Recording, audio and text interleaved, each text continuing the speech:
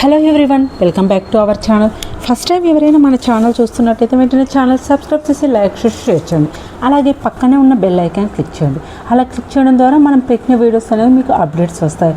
మరి ఏ దేవి వరమో నీవు సీరియల్లో గీతాంజలి కూతురు బతికే ఉందని ఒక నర్సు ద్వారా గీతాంజలికి తెలుస్తుంది. అలా తెలుసుకున్న గీతాంజలి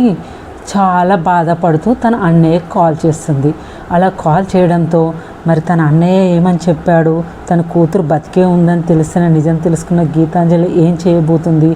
మరి మనం తెలుసుకునే ముందు మన వీడియో మాత్రం ఫస్ట్ నుంచి లాస్ట్ వరకు స్క్రిప్ట్ చేయకుండా చూడండి. అలా చూస్తేనే మన సీరియల్ అనేది మీకు అర్థమవుతుంది. మరి ఇక మన వీడియో నచ్చినట్టయితే లైక్ చేయడం మాత్రం మర్చిపోవద్దు. ఇక గీతాంజలి మనీష్ వాళ్ళ బ్యాగులు తీసుకొని రమ్మడంతో తెల్లవారేసరికి వచ్చేస్తారు. అలా రావడంతో ఇక భవిత మాత్రం ఇక మనిషి దగ్గరికి వెళ్ళి బావా అని దగ్గరికి వెళ్తూ ఉంటుంది. ఇక అలా ఎలాగైనా బావ అక్కడే ఉంటాడు కదా అని తెలిసి చాలా హ్యాపీగా ఫీల్ అవుతుంది.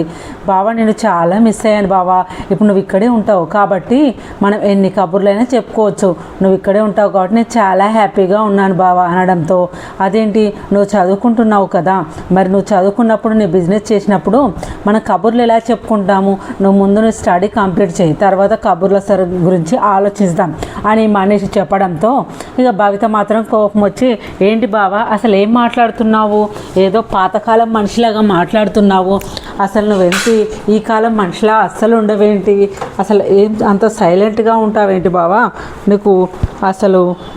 ఒక సరదా అనేది ఏం ఉండదా, అసలు ఎప్పుడు చూసినా ఇలా మూతి ముడుచుకొని ఉంటావేంటి అంటే, భవిత ఏం మాట్లాడుతున్నావు అర్థమవుతుందా, కొద్దిగా సరిగ్గా మాట్లాడు అనడంతో, అదేంటి బావా ఏం మాట్లాడుతున్నావు అంటే ఏంటి, నువ్వు నాకు కాబోయే భర్తవే కదా, మరి భర్తతో ఇలా ఉండకుంటే ఎలా ఉండాలంటే, నేను కాబోయే భర్తనని ఎవరు చెప్పారు నీకు, అసలు నేను కాబోయే భర్తనేంటి అసలు నీకు ఎవరు చెప్పారంటే, ఇంట్లో అందరూ అనుకుంటున్నారు కదా, మమ్మీ అత్తయ్య అందరూ అనుకుంటున్నారు అని అనడంతో, అదేంటి వాళ్ళు అనుకుంటే సరిపోతుందా, నాకంటూ ఒక ఇష్టము, నా లైఫ్ అంటూ ఒక విధంగా ఉండాలి అని నా లైఫ్ నేను ఊహించుకున్నాను కదా, నేను ఎప్పుడు పెళ్లి చేసుకోవాలి, అసలు నాకు పెళ్ళి ఏంటి, నా గోల్ ఏంటి అనేది నాకు తెలుసు కదా, ఇప్పుడు మన ఇద్దరికి పెళ్ళి జరుగుతుందన్న అంత మాత్రాన పెళ్ళి జరుగుతుందా అంటే, అవును బావా అప్పుడు కూడా నేనే కదా నీ భార్యని అని అనడంతో, ఏమో చూద్దాంలే అప్పటి విషయం అప్పుడు చూద్దాం, ఇప్పుడు ఎందుకు అదంతా ఏం ఆలోచించకుండా వెళ్ళి పని చూసుకోనడంతో ఇక అలా మనిషి అనడంతో ఇక అంజలి కాఫీ పట్టుకొని వస్తుంది. కానీ అంజలిని చూసిన మనీషు చాలా సంతోషంతో, అంజలి ఎలా ఉన్నావు, టిఫిన్ చేసావా అని అనడంతో, అప్పుడు అంజలి చేశానని చెప్పి ఇక భవిత ఉంది కాబట్టి ఎక్కువ మాట్లాడకుండా వెళ్ళిపోతుంది. అప్పుడు భవితకి అలా అంజలిని అడగడంతో చాలా చిరాకు వచ్చి ఇలా అంటుంది, ఏంటి బావా నేను మాట్లాడుతున్నామో చీదరించుకొని తననేమో ఎంతో ప్రేమగా ఇష్టంతో అడుగుతున్నావు, టిఫిన్ చేసావా అని అడుగుతున్నావు, ఏంటి నన్ను దూరం పెట్టాలని అనుకుంటున్నావా, తనకు దగ్గర అవుతున్నావా అనగానే ఇక మనిషికి చాలా కోపం వస్తుంది. ఏం మాట్లాడుతున్నావు, అసలు నువ్వు ఏం మాట్లాడుతున్నావో నీకు అర్థమవుతుందా, ఏది ఎప్పుడు మాట్లాడాలి ఏం మాట్లాడొద్దని తెలియదా, తన ముందు అలా మాట్లాడితే ఎలా ఉంటుంది, నేను ఆల్రెడీ ఫస్టే చెప్పాను కదా, నా గోల్ అనేది ఇంపార్టెంటు, ఈ పెళ్ళి అమ్మాయిలు అనేవి నాకు పడవు, అసలు నేను వాటి గురించి ఆలోచించలేదు, ఎందుకంటే అంజలి విషయంలో నేను ఫస్ట్ నుంచి ఇప్పటి వరకు ఇలానే ఉన్నాను, అంజలి విషయంలో అంతే చనువు ఉన్నది నాకు, కానీ కాకుంటే అసలు నీతో మాట్లాడాలంటే నువ్వు ఇలా వెటకారంగా మాట్లాడతావంటేనే నాకు చాలా విసుగు అనిపిస్తుంది, అందుకే నేను నీతో ఎక్కువ మాట్లాడను అనగానే, నీకు మొత్తము మేనత్త పోలికొచ్చింది బావా, ఏది కూడా దాచుకోకుండా ఏదున్నా లోపల దాపెట్టుకోకుండా ముఖం మీదే ఫేస్ టు ఫేస్ చెప్పేస్తావు, ఎంతైనా మేనత్త అల్లునివి కదా, తన పోలికలే వచ్చుంటాయి నీకు అనడంతో, నువ్వు ఏమనుకుంటావో అది నీ ఇష్టం, నేను మాత్రం ఇలానే మాట్లాడతాను, లోపల ఒకటి బయట ఒకటి పెట్టుకొని మాట్లాడడం నా వల్ల కాదు అని భవితతో మనిషి చెప్తూ ఉంటాడు. ఇలానే మాట్లాడుతుండు బావా, ఎన్నటికైనా నేను పెళ్లి చేసుకునేదాన్ని, నేను మూడు ముళ్ళు వేసేవాడి నువ్వే, నేను ఎలా తిప్పుకోవాలో నాకు తెలుసు అని భవిత అనుకుంటూ ఉంటుంది. ఇక ఎవరు ఏమన్నా కూడా, ఎవరు మన మధ్యలో వచ్చినా కూడా, అసలు మధ్యలో ఎవరు వచ్చినా ఊరుకునేదే లేదు, నువ్వే నా భర్తవు అని నేను ఎప్పుడో ఫిక్స్ అయిపోయానని భవిత తన మనసులో అనుకుంటాడు. ఇక ఇదిలా ఉండగా ఇక లక్కీకి మాత్రం అంజలిని చూడాలి, అంజలిని ఎప్పుడు చూడాలి, అంజలి తన మనసులో మాట ఎప్పుడు చెప్పాలి అని వెయిట్ చేసే లక్కీ ఇక వెంటనే లక్కీ అంజలి కోసం వెతుకుతూ ఉంటాడు. ఇలా వెతుకుతూ ఉండగా గీతాంజలి చిన్ని కూతురు దగ్గరికి వచ్చి, ఏం కావాలి బావా, నీకేం కావాలన్నా నేను చేసి పెడతాను, నన్ను అడుగు బావా అనగానే తనను చూసి ఇలా అనుకున్నాడు, ఇదేంటి నన్ను చూసి సిగ్గుపడుతుంది, ఏమైంది నన్ను చూసి సిగ్గుపడుతున్నావు, అలా తిరుగుతున్నావు అనగానే, అదేంటి బావా అలా అంటావేంటి, నేను మరదలను కదా బావా, ఏముంది బావకి ఏదో అవసరం ఉంటుంది కాబట్టి దగ్గరికి వచ్చి అడుగుతున్నాను, నీకే అవసరం కావాలన్నా చెప్పు అని, అది కూడా తప్పేనా అనగానే, ఓ ఇది నాకు సైట్ కొడుతుంది, ఇది నా చుట్టే తిరుగుతుంది, ఎందుకంటే ఇది ఇలాగే నా చుట్టూ తిరిగితే నాకేమో అంజలి ఇష్టం కదా, ఇక నేను అంజలిని నా సైడ్ ఎలా తిప్పుకుంటాను, ఫస్ట్ దీని నుండి చేంజ్ కావాలి, రూట్ మార్చుకోవాలి అని చెప్పడంతో ఇక తన గురించి చెప్తాడు, నువ్వు నా చిట్టి మరదలు, బుజ్జి మరదలు, అలా అని నువ్వంటే నాకు చాలా ఇష్టం, అలానే నువ్వు చదువుకోకుండా నా వెనకాల తిరుగుతూ ఉంటే ఇక అత్తయ్య చూసిందంటే నా ఇంట్లో నుంచి బయటికి నెట్టేస్తుంది, అలా నన్ను ఇంట్లో నుంచి బయటికి పంపేస్తే ఇక మనం మాట్లాడుకోలేము, ఉండలేము, నీతో పెళ్ళయ్యే వరకైనా కొద్దిగా జాగ్రత్తగా ఉండు అనడంతో ఇక తన గీతాంజలి చిన్న కూతురు, సరే బావా నేనంటే నీకు ఇష్టమని చెప్పావు కదా అది చాలు అని చాలా హ్యాపీగా ఫీల్ అవుతుంది తను. ఇక అలా హ్యాపీగా ఫీల్ అవుతూ ఉంటుంది. ఇక లక్కీకి మాత్రం అంజలి గురించి ఆలోచన, అంజలి ఎక్కడుందని అంజలి గురించే వెతుకుతూ ఉంటుంది. ఎంత చూసినా ఎక్కడ వెతికినా బయటికి మాత్రం రాదు. అలా రాకపోవడంతో ఇక లక్కీ అలా వెతుక్కుంటూ నానమ్మ దగ్గరికి వెళ్తాడు. ఇక అలా నానమ్మ దగ్గరికి వెళ్ళి, నానమ్మ నువ్వు అసలు ఇంట్లో లేకుంటే మాకు అస్సలు ఉండాలనిపించలేదు, అదిగా అర్థమైపోయింది, నువ్వు లేకుంటే ఆ ఇంట్లో ఏం లేదు, అసలు అంటారు కదా అసలు పెద్దవాళ్ళు లేకుంటే ఇంట్లో అస్సలు ఉండలేరని, నువ్వు లేకుంటే మాకు అస్సలు ఉండాలనిపించలేదు అని అనడంతో తన చెల్లి వచ్చి ఇక అక్కడ చేసింది చాలక, అత్తయ్య ముందు భజన చేసి చాలక లక్కీ అనడంతో నానమ్మ దగ్గరికి తన చెల్లెలు వచ్చి ఇక అత్తయ్య దగ్గర చేసిన భజన చాలదన్నట్టు ఇప్పుడు నానమ్మ దగ్గర కూడా స్టార్ట్ చేసేవారా నువ్వు అని అంటుంది. అలా అనడంతో తను వెళ్ళిపోతాడు. ఇక వెళ్ళిపోయిన తర్వాత నానమ్మ ఎలా ఉన్నావు, నీ హెల్త్ ఎలా ఉంది అని అడగడంతో, నాకేంటమ్మా అంజలి నన్ను చాలా బాగా చూసుకుంటుంది, అంజలి ఉన్నంత వరకు నాకు ఏ టెన్షన్ లేదు, నేను చాలా సంతోషంగా ఉన్నాను అనడంతో అప్పుడు అంజలిని అడుగుతుంది, అంజలి ఎలా ఉన్నావు, అత్తయ్య ఏమంటుంది, నీపైన కోపం పోయిందా ఇంకా అలానే ఉందా అని అడగడంతో, అమ్మకు నాపైన కోపము అనడంతో, ఏంటి అమ్మనా అంటుంది. అమ్మగారికి నా మీద కోపం పోలేదు అనడంతో ఇక అలా అంటుంది, కానీ అత్తయ్య చాలా మంచిది, అత్తయ్య కోపం వచ్చిందంటే నీపైన ఎంత కోపంగా ఉందో తను అంతకన్నా రెట్టింపు ప్రేమను నీపై చూపిస్తుంది, అలాగే తను కూడా నీతో మాట్లాడుతుంది, నువ్వేం టెన్షన్ పడకో అంజలి అని. సరే ఇక పడుకోండి అని చెప్పడంతో ఇక రత్నం అంటుంది, ఇక పడుకోండి అమ్మ, ఇక వెళ్ళి పడుకోండి అనడంతో ఇక లక్కీకి మాత్రం చాలా కోపం వస్తుంది. ఎందుకంటే అంజలితో ఒంటరిగా మాట్లాడాలని అనుకుంటాడు, కానీ తనకు అస్సలు వీలు కాదు. అసలు నేను అంజలితో మాట్లాడదామంటే అస్సలు వీలు అవడం లేదు, నేను అంజలితో మాట్లాడాలి, అసలు నా మనసులో ఏముందో నేను అంజలికి చెప్పాలి కదా, ఇంకెప్పుడు చెప్తాను, అసలు నాకు వీలు అవడమే లేదు అని లక్కీ అనుకుంటాడు. కాకుంటే ఇక్కడ ఇలా ఉండగా అంజలి మాత్రం ఆలోచిస్తూ ఉంటుంది, కానీ తన ఆలోచన మొత్తం మనిషి చుట్టూ తిరుగుతూ ఉంటాయి. అసలు మనిషి ఎందుకు నాకు వస్తున్నాడు, నాకు మనిషి బావ ఎందుకు గుర్తుకొస్తుండు, ఒకవేళ నానమ్మని అడిగినా కూడా అస్సలు బాగోదు, ఎందుకంటే నేను అడిగినా కూడా నానమ్మ వేరేలా అనుకుంటుంది, ఏమైనా అనుకుంటే బాగోదు, సరేలే నేను తర్వాత అడుగుతాను నానమ్మనని అంజలి అనుకుంటుంది. ఇదిలా ఉండగా తెల్లవారగానే అంజలి చకచక తన వంట పని టిఫిన్ పని అన్నీ చేస్తూ ఉంటుంది. ఇక కానీ తన అమ్మకు మాత్రం కంటపడకుండా ఇంట్లో పని అంతా చకచక చేస్తుంది. ఇక అప్పుడు గీతాంజలి అంటుంది, ఏంటి ఈరోజు చాలా మంచిగా టేస్ట్గా ఉన్నాయి, ఇంత వంటలు ఇంత మంచిగా ఉన్నాయని అడగగా, అవునమ్మా ఈరోజు వంటలు చాలా బాగున్నాయి, ఒక కొత్త రకమైన మసాలా తయారు చేసినాము, దానివల్ల వంటలు చాలా కుదిరినాయి అని తను ఫుడ్ తినేసి తను ఇలా మాట్లాడుతూ ఉంటుంది తన వాళ్ళతో, నేను ఇలా నాన్నగారి పేరు పైన అన్నదానం చేయడానికి వృద్ధాప్యం ఉన్న వాళ్ళకి వృద్ధాప్య దానికి ట్రస్ట్కు వెళ్తున్నాను నాన్నగారి పేరు పైన అన్నదానం చేపించడానికి వెళ్తున్నాను అని చెప్పడంతో గీతాంజలి తన భర్తతో చెప్తుంది. అలా చెప్పడంతో సరే గీతాంజలి, నీ ఆలోచన మంచిది, సరే వెళ్ళి చేసిరా అనడంతో, ఏంటి మీరు రారా అనడంతో, లేదు నాకు కొద్దిగా పని ఉంది కదా, నాకు మీటింగ్ ఉంది, నేను రాలేను, నువ్వు మనిషిని తీసుకొని వెళ్ళు, నీకు హెల్ప్గా ఉంటారు, వీళ్ళందరినీ ఎవరినైనా తీసుకొని వెళ్ళు అనడంతో, కానీ వాళ్ళకి వెళ్ళడం ఇష్టం లేక ఏదో పనిలో వెళ్ళిపోతుంటారు. ఇక మనిషి మాత్రం అత్తయ్య నేను వస్తాను అనడంతో మరి అప్పుడు మనిషి గీతాంజలి గురించి చెప్తాడు. అత్తయ్య నువ్వు ఒక్కదానివే కదా, అక్కడికి వెళ్ళి వడ్డించడం కష్టం అవుతుంది కదా, మరి అంజలిని తీసుకొని వెళ్తే మనకు హెల్ప్గా ఉంటుంది కదా అని అనడంతో అప్పుడు మనిషి పైన కోపం తెచ్చుకున్న గీతాంజలి, నాకు తనంటే ఇష్టం లేదు, అసలు నేను ఎందుకు తీసుకువెళ్తాను, తను చూస్తేనే నాకు నచ్చదు, తను నా ఎదురుగా కూడా రావడానికి కూడా నేను ఇష్టపడను, ఒకవేళ నన్ను కాదని తను నా ఎదురుగా వచ్చినా కూడా నేను రిటర్న్ వచ్చేస్తాను, అసలు నాకు నచ్చనప్పుడు నా ముందుకు కూడా రావద్దు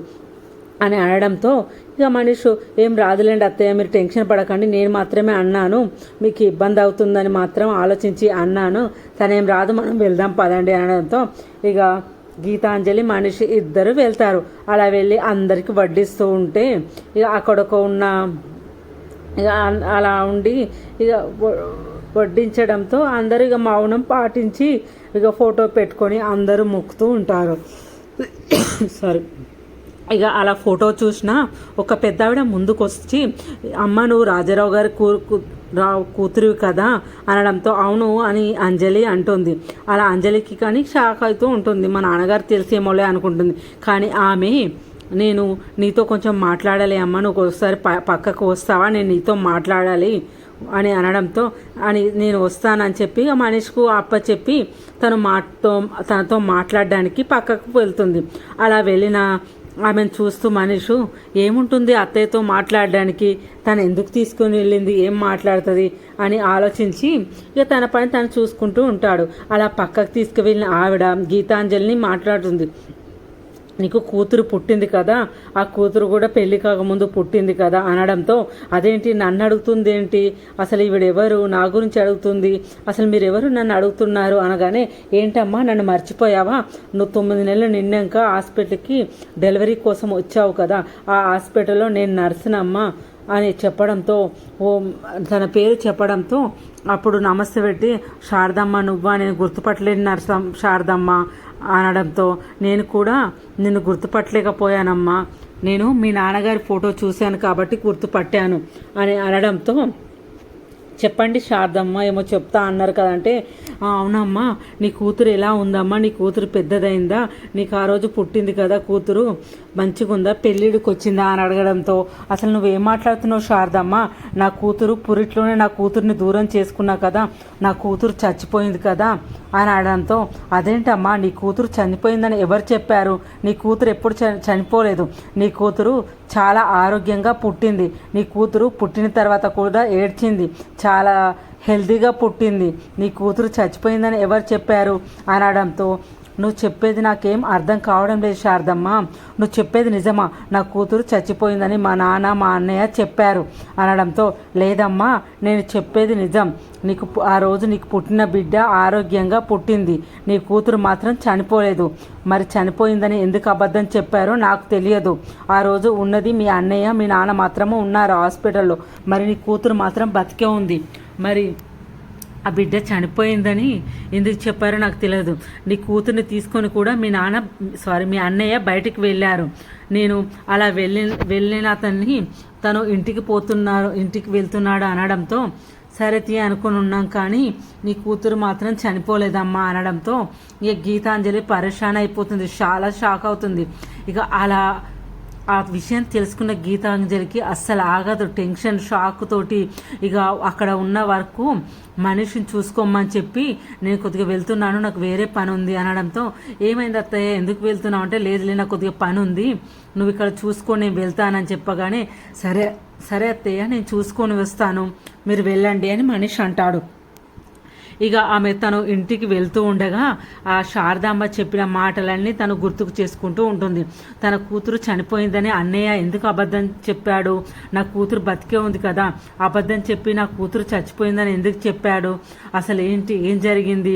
అసలు అని ఇక వాళ్ళ అన్నయ్యకు ఫోన్ చేస్తుంది వెంటనే. అలా ఫోన్ చేయడంతో శంకర్ చాలా షాక్ అయిపోతుంది. అదేంటి ఈ టైంలో ఫోన్ చేయడం ఏంటి, ఈ టైంలో ఎందుకు ఫోన్ చేసింది అని అని ఫోన్ ఎత్తి మాట్లాడతాడు. ఏమైందమ్మా ఈ టైంలో ఫోన్ చేశావు, అంతా ఓకే కదా అనడంతో ఆ అన్నయ్య అంతా ఓకే, నేను ఒక విషయం అడుగుతాను, నువ్వు స్ట్రేట్గా నాకు విషయం చెప్పాలన్నయ్య అనడంతో చెప్తానమ్మా ఏం అడుగుతావో అడుగు అనగానే నేనంటే ఇష్టమే కదా, నా మీద ఒట్టేసి మరీ చెప్పాలన్నయ్య, నువ్వు చెప్పేది అబద్ధమై ఉండకూడదు, నువ్వు చెప్పేది నిజమై ఉండాలనగానే అలాగే అమ్మా, నీ మీద ఒట్టు వేసి నేను అబద్ధం ఎందుకు చెప్తాను, నువ్వు నాకు ప్రాణం అమ్మా, నువ్వంటే నాకు చాలా ఇష్టము, నేను అసలు అబద్ధం చెప్పను అనడంతో సరే అన్నయ్య, నా కూతురు ఆ రోజు పుట్టిన నా కూతురు ఏమైంది అన్నయ్య, అసలు నా కూతురు సంగతి ఏంటి, ఆ రోజు పుట్టిన నా కూతురు బతికుందా చచ్చిపోయిందా, నువ్వు చెప్పు అన్నయ్య, చెప్పు ఏం జరిగింది ఆ రోజు నువ్వు చెప్పు అనడంతో ఇక శంకర్ మాత్రం చాలా షాక్ అయిపోతూ ఉంటాడు. ఇక గీతాంజలి ఏమైంది అన్నయ్య, నా కూతురు బతికే ఉంది కదా, నా కూతురు చచ్చిపోలేదు కదా, అసలు చెప్పవేంటి అన్నయ్య అనడంతో ఏంటమ్మా నీ కూతురు బతికే ఉందని నీకు ఎవరు చెప్పారు, అసలు నీకు ఎలా తెలుసు ఈ విషయము, ఎవరు చెప్పారు అనగానే ఏంటన్నయ్య నేను ప్రాణం అన్నావు, పైగా నా మీద ఒట్టేసి మరీ చెప్తున్నావు, ఇలా అబద్ధం చెప్పడం ఏంటన్నయ్య, నా మీద ఒట్టేసినావు, నువ్వు నిజం చెప్పు అనడంతో అది కాదమ్మా, అవును నువ్వు పెళ్ళి కాకుండా తల్లివైనావు, తను ఎక్కడున్నాడో తెలియదు, అసలు తన కాంటాక్ట్ కూడా కాలేదు, నిన్ను ప్రేమించిన వాడు అసలు నీ భవిష్యత్తును ఆలోచించి నీకు కూతురు పుట్టింది, అలా కూతురు పుట్టడంతో నీ బిడ్డను నీకు దూరం చేస్తే నీకు హ్యాపీగా ఉంటావు వేరే పెళ్లి చేస్తే అని నేను నీకు పుట్టిన కూతుర్ని అక్కడున్న అనాథ ఆశ్రమంలో ఇచ్చేసి వచ్చాను అని చెప్తాడు శంకర్. అప్పుడు చెప్పడంతో ఇంత పని చేసావన్నయ్య, ఎంత ఘోరం చేసావన్నయ్య, నా కూతుర్ని అలా ఎలా ఇస్తావన్నయ్య అనడంతో కానీ అప్పుడు ఇచ్చాము, అలా ఇచ్చి తర్వాత వచ్చి ఆ బిడ్డ చచ్చిపోయిందని నేను నమ్మించాము, అలా నమ్మించడంతో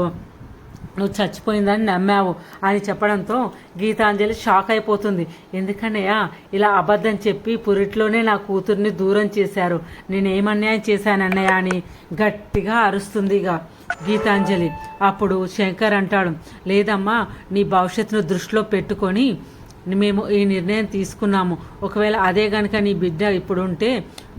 నీ కూతురికి తండ్రి ఎవరో తెలియదు, నువ్వు మోసపోయావని అందరూ వేలెత్తి నిన్ను చూపించేవాళ్ళు కదమ్మా, పైగా నిన్ను చేసుకోవడానికి కూడా నువ్వు మోసపోయావు ఒకరి చేతిలో అంటే ఎవరు కూడా నిన్ను చేసుకోవడానికి కూడా ముందుకు వచ్చేవాళ్ళు కాదు, నీ భవిష్యత్తు దృష్టిలో పెట్టుకొని నేను అలా నీ కూతుర్ని అనాథ శరణాలయంలో వేసాము అనగానే ఇంత పని చేశారన్నయ్య, అసలు మీరు కోలుకోలేని పని చేశారు, అసలు మీరు నా కూతుర్ని ఏ అనాథ శరణాలయంలో వేశారు, అసలు ఏ శరణాలయంలో వేశారు చెప్పండి అనడంతో ఇప్పుడు ఆ శరణాలయం లేదమ్మా, అక్కడ ఇప్పుడు నువ్వు నీ కూతుర్నిచ్చిన శరణాలయం కూడా కూలిపోయింది అనడంతో నేను ఆల్రెడీ నీ కూతురు గురించి అడిగాను, ఎందుకంటే వాళ్ళు ఎవరికో చదువుకోవడానికి నీ కూతురుని ఇచ్చారట, కనీసం నీ కూతురు ఎక్కడుందో కూడా ఎవరికి తెలియదు అని వాళ్ళు చెప్పారు. అలా చెప్పడంతో గీతాంజలి చాలా షాక్ అయిపోతుంది. అసలు నువ్వు ఎంత పని చేసావన్నయ్య, అసలు ఇలా చేస్తావని నేను అస్సలు అనుకోలేదన్నయ్య అనడంతో ఇక అసలు ఈ విషయము నాన్నకు తప్ప అమ్మకు కూడా తెలియదమ్మా, ఎవరికీ తెలియదు, అసలు అమ్మకు కూడా నాన్న చెప్పలేదు, అసలు అమ్మకి ఏం తెలియదు ఈ విషయం గురించి అని చెప్తూ ఉంటాడు. ఇక చాలా బాధపడుతూ ఉంటుంది, ఇక షాక్లో ఉంటుంది గీతాంజలి. అసలు నా బిడ్డను పురిటిలోనే నాకు ఎందుకు దూరం చేశారు, నా బేబీని ఎందుకు దూరం చేశారు అని చాలా బాధపడుతూ ఇంటికి వెళ్ళగానే అంజలి గుర్తుకు వస్తుంది. అంజలి అన్న మాటలు గుర్తుకొస్తాయి. ఏంటంటే మన అనాథాశ్రమంలో మాకు అనాథలం కాబట్టి మాకు బాధ వచ్చినా సంతోషం వచ్చినా మేము అందరము పంచుకునే వాళ్ళం కలిసి అని తను మాట్లాడుతూ ఉంటుంది తన అమ్మమ్మతో. అలా అమ్మ మాట్లాడడంతో ఇక అప్పుడు గీతాంజలి అంటుంది, అంజలి ఉన్న అనాథాశ్రమం కదా, గీతాంజలికి ఏమైనా తెలుసా ఏంటి, ఒకసారి అంజలితో మాట్లాడి తెలుసుకుంటే అర్థమవుతుంది కదా, ఒకసారి గీతాంజలితో మాట్లాడదామని అప్పుడు అంజలిని పిలుస్తుంది. అంజలి, నేను నీతో కొంచెం మాట్లాడాలి, ఒకసారి బయటికి వస్తావా, నీతో మాట్లాడాలనగానే ఇక అంజలి పొంగిపోతుంది, చాలా హ్యాపీగా. నాతో మాట్లాడతావా అనగానే, ఏంటి నీకు ఒకసారి చెప్తే అర్థం కాదా, మాట్లాడాలిరా అనగానే ఇక చాలా సంతోషంతో తన తల్లి తనను ఫస్ట్ టైం అలా నోటితో పిలవడంతో చాలా సంతోషంగా బయటికి వెళ్తుంది. కానీ రత్నం మాత్రం చాలా టెన్షన్ అవుతుంది. అసలు ఈ టైంలో ఎందుకు పిలుస్తుంది, అసలు ఏ విషయం గురించి చెప్తుంది, పక్కకు రమ్మంటుంది, ఇంతసేపు కోపంగా ఉన్నది సడన్గా పిలిచి పక్కకు రమ్మంటుంది ఏంటి, అసలు ఏం జరిగింది అనడంతో ఇక పక్కకు వెళ్ళిన అంజలి ఇక వెళ్ళి మాట్లాడుతుంది. అప్పుడు అడుగుతుంది, అసలు మీ అనాథాశ్రమంలో ఎంతమంది ఉంటారు, అసలు ఎంతమంది ఏ రోజుకి వచ్చారు, ఒకవేళ నీ వయసులో ఉన్న పిల్లలు కూడా ఎంతమంది ఉంటారు అని అడగడంతో, ఎంతమంది ఉన్నారు అసలు అనడంతో, లేరమ్మా.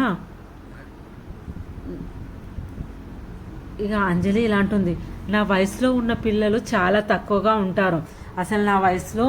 ఇక అప్పుడు పెంచుకుంటా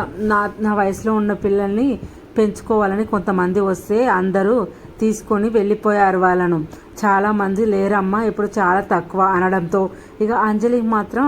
కానీ తెలుసుకోవాలి వాళ్ళు ఎక్కడున్నారు అని అంజలికి లోపల మెదులుతూనే ఉంటుంది. ఎలాగైనా నా కూతురు జాడ తెలుసుకోవాలి, నా కూతురు బతికే ఉంది, అసలు ఎక్కడుంది, ఏం చేస్తుంది